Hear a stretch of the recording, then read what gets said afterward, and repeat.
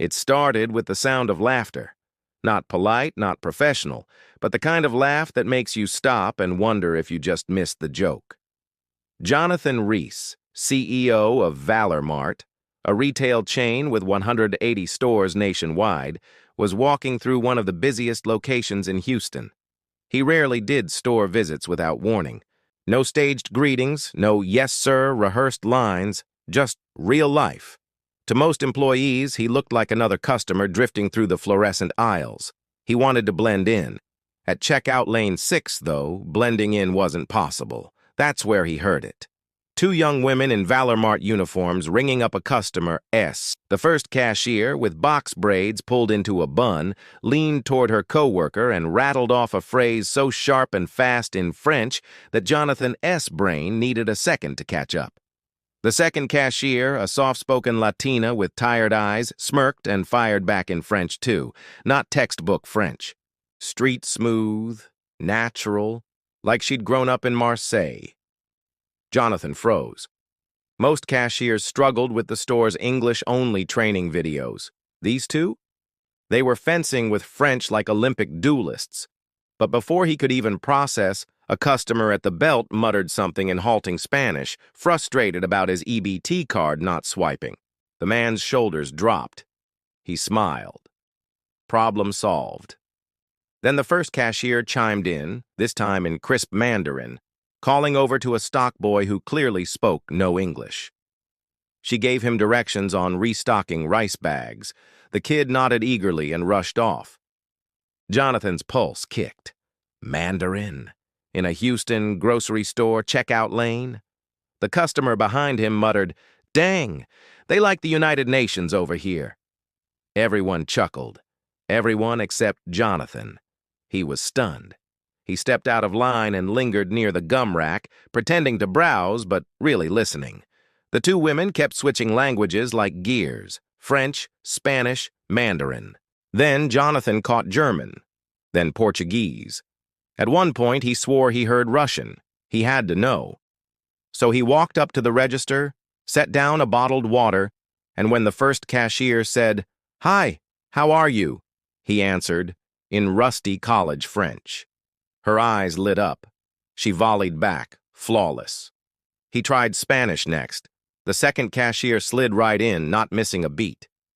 By the time he fumbled a phrase in German, they were both grinning. Jonathan dropped the act. He pulled off his cap. The ValorMart logo glinted on his jacket. Recognition rippled through the line.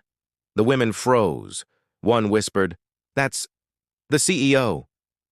The air went heavy. Silence stretched. Jonathan leaned on the counter, his voice low but sharp.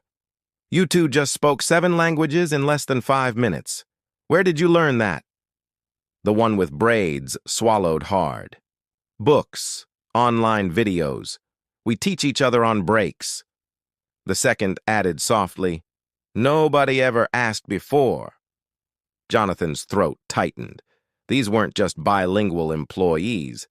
They were polyglot powerhouses hiding in plain sight, stocking gum racks and scanning frozen peas, while corporate was wasting millions on outsourced translators.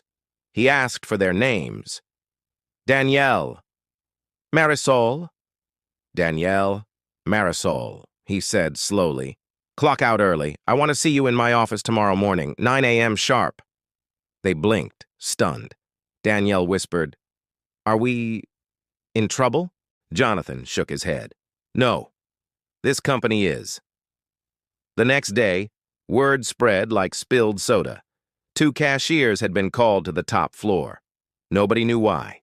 Whispers ran wild. Discipline, layoffs, maybe some kind of undercover audit.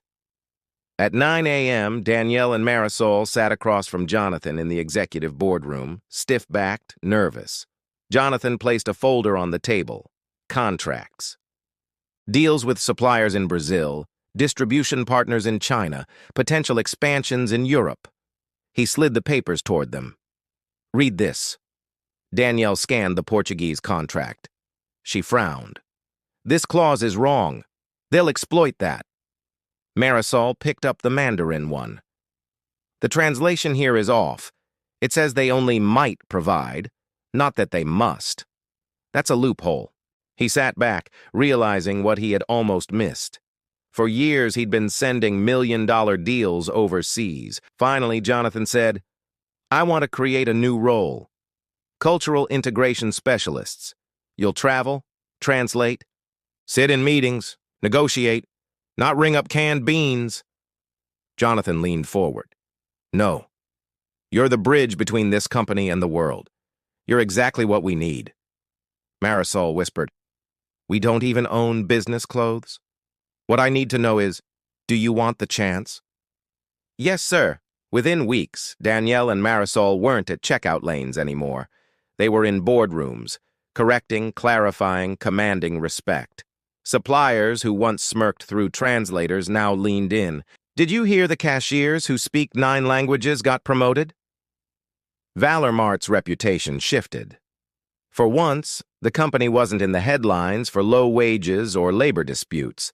It was for discovering hidden talent where nobody looked. One night, as Jonathan left headquarters, because sometimes brilliance isn't in the corner office,